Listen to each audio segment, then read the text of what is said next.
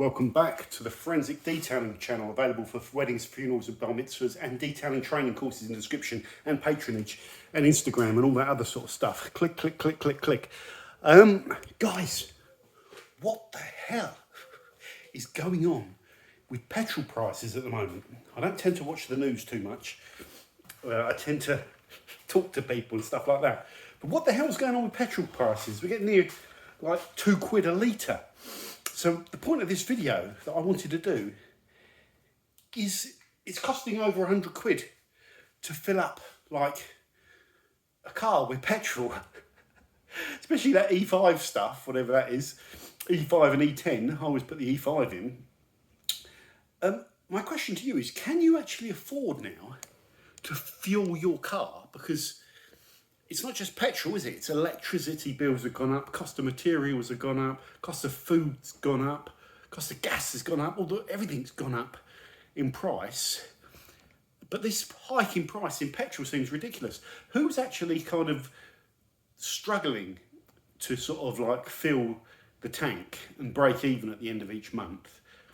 And if you are, what are you doing about it? Are you sort of like thinking of selling your car that does a lot of petrol and buying like a smaller hybrid car or a small engine petrol car, little run around, or are you going electric? That's the key thing.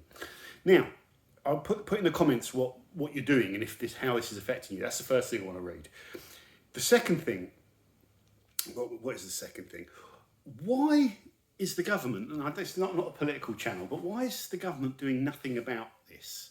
Because this seems to be a major crisis, and it just seems in my head the government are there to sort of serve the people and help the people, and there's a huge amount of tax on petrol and stuff like that, so they've got the ability to play around with the tax and do that sort of stuff, and they've got the ability to talk to these petrol companies and, you know, and say, you know, what's going on? Why are you charging so much?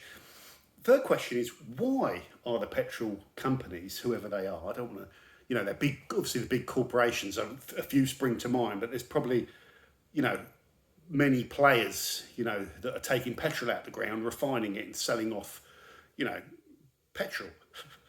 So who are these companies? Put them in the description, a list of all the major players that sell petrol.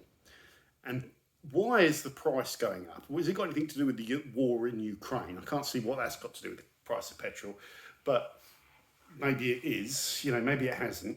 So let me know why it's going up for all of them. I also want you to put in the comments, where is the cheapest place that you can go right now for petrol? Because I think we should all go there and try and boycott the ones that are, you know, charging even more money, so that it encourages the people to be bottom of the market. So wherever put in the comment where it's cheapest for you. Don't just make it up. Some fake accounts from the other providers. So tell me how much it costs and where, and then we can all go there.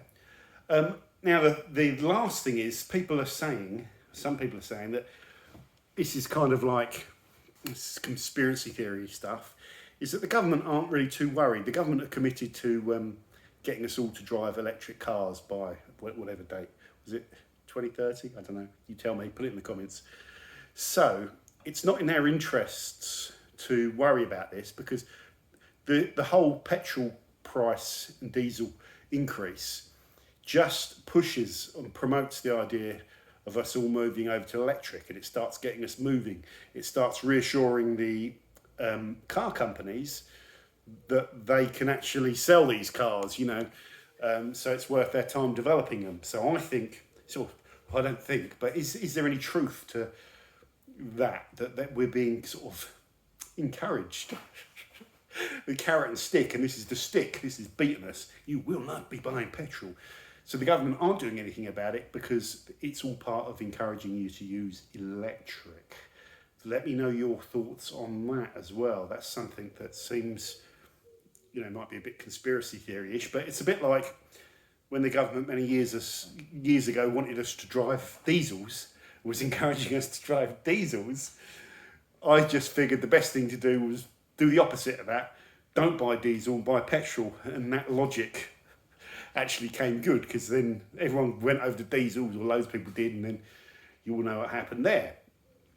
So is my thinking is actually the best thing to do when the price of petrol goes up is stay with petrol, because that's the opposite of what we're being beaten over the head with.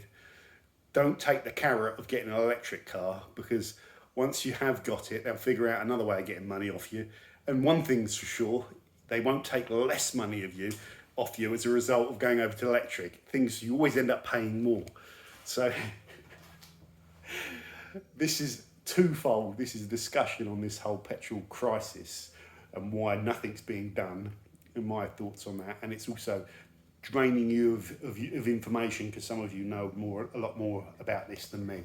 So put everything in there in the comments, especially how this is affecting you, because this price hike in everything is significant, and it will affect people. And people that were struggling to be in the green at the end of the month, after you've spent all your money, paid your bills, everything like that, with everything going up, there's probably a lot of people that are in the red and having to do stuff about it. So they're the ones I want to hear from as well. Or are you just not worried about this? Because some people could argue we live in the most affluent times ever, don't we?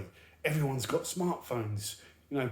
My parents' generation had to buy a chicken and make it last all week. She'd have a roast on one day, soup on another day, something else, rice and chicken on another day, and that whole chicken would last all week. They didn't have any smartphones or all of this stuff, or Sky TV. So are we actually living better than ever? And really all this price hike stuff was inevitable because we've all got too much money.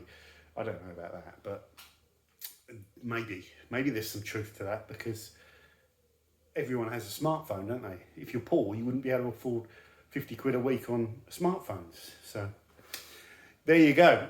That's food for thought. Let me know your thoughts and how this all goes. Take care. Don't forget to subscribe. We're normally a detailing channel, but never miss an opportunity to talk. You know me. Oh, actually, Jesus, that's only 7 minutes. I've got 3 more minutes. I've got 3 more minutes to hit the sacred 10, guys. So what's going on here? I've got all my glass cleaners lined up in cheapest to most expensive. By the end of this weekend, I think I'll have 9 of the 10 user feedbacks done, and all the other testing on the video is done. So I just need to finish off the user feedbacks and then count up all the marks, and then we'll have winner, second place, third place, etc. I've got my favourites already. And yeah, interesting to see how this goes. Will it be like one of these bargain basement ones down here? Will it be one of the value ones that's coming from more reputable or more fashionable detailing ones? Will it be a mid-order one that blows us away? They're all mid-order, roughly from there up to about there, maybe there. Then these ones here start becoming very expensive. Are the expensive ones really worth that extra money? With some detailing products, they are, but glass cleaners are glass cleaners, and it's very hard to do this test. Although we've got some good stuff actually. I've noticed with some of the lab style tests some real differences actually, so that's helped me a little bit. What else am I doing? He's polishing his car again. I'm gonna polish the roof. Well, I've polished the roof just with M2. I'm not going to put that Geon wax on actually. I'm going to then degrease it all down, which I still need to do with Geon Prep. Just make sure I've got all the polish residue off. There's a bit over here somewhere that I didn't get off. Yeah, you can just see it on the edge there, can't you? So get it all nice and clear. Then I'm going to do a longevity test of a few products that I'm exploring, see which one can come out top, see which one can conquer. I've got another question for you actually, guys, while you're here. IK, the maker of these, have released like a new version with a dangly doodah in there rather than just a straw, a dangly straw, and some rubber thing that goes on the bottom of this. I'm one of the idiots that bought the first version and paid a lot of money, and now they've gone and fixed the problem that I, was one of the criticisms I had about this thing. It hurts your hand especially when it's full up with liquid. Can you get the rubber things without you know, in the UK, without having to buy the whole thing again, because I'm not happy about that. You buy them, I literally spent like over 100 quid on them all, and then like a month or so later, they go and improve them. So you feel like you know, you feel like an idiot. But I think they're better with these on anyway. I'm waiting for him now actually to get these in stock. I need to speak to him, see how that's going. But I tend to put these on the ones where I blast out all the product, because these have got massive chambers in them. These you get a little bit more control, so and the O&R might be a candidate for one. But yeah, the rest of them can probably have those normal triggers which look better, don't they? But they are so much, those triggers are so good. They don't hurt your hand, they're so beefy. If they came in black, that would be the way to go. Anyway, I've managed to waffle out for 10 minutes. We're really talking about petrol here, guys. So let me know what you think on that, and I'll see you soon.